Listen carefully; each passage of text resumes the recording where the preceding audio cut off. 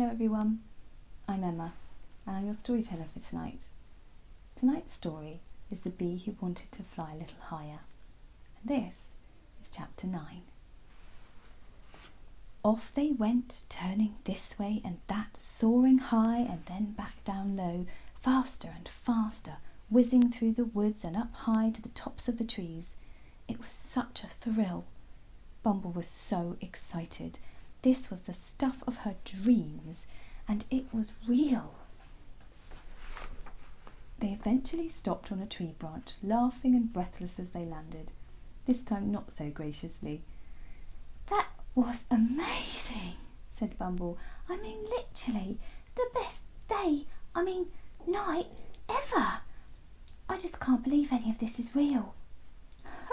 "I know," chuckled a joyful Pea. "Isn't it fabulous?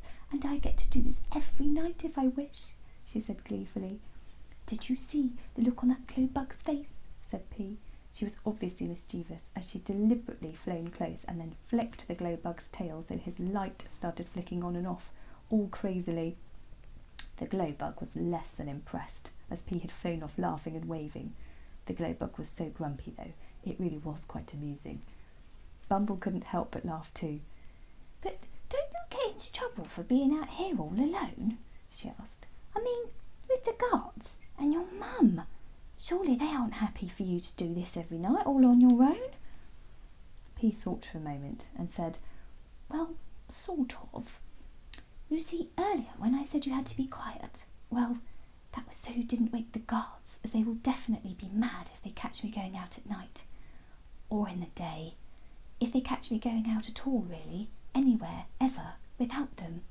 They're so controlling. But they have to be, I guess, as they'd get into a lot of trouble if anything happened to me under their watch.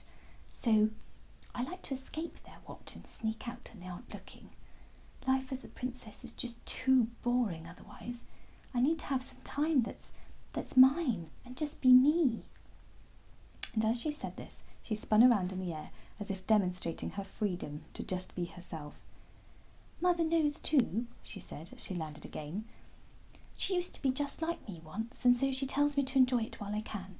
The sneaking out, because she remembers how much she needed to be free too at my age. One day I'll be queen and have all the responsibility of the hive. But until then, when I can, I'm free to be me. And so Mother just tells me not to go too crazy and not to get caught."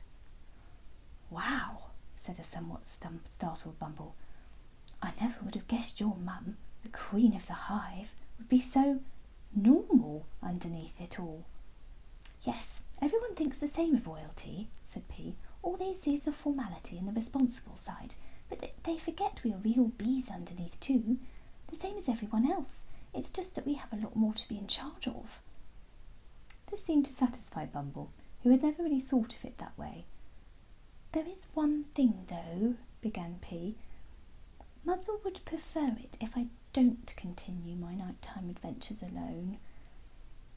"Oh, of course," thought Bumble. "Here it comes, the part where this was a one-off, because from tomorrow there'll be a chaperone to look after Pea." Bumble was just getting herself ready to accept this would therefore not happen again, when Pea interrupted her train of thought. "So, what do you say?" said Pea. "Say?" said a confused Bumble. "Say about what?" "About being my friend and hanging out with me, so we can do things like this together all the time." Bumble was clearly being a little slow on the uptake, and she wasn't quite getting Pea's point.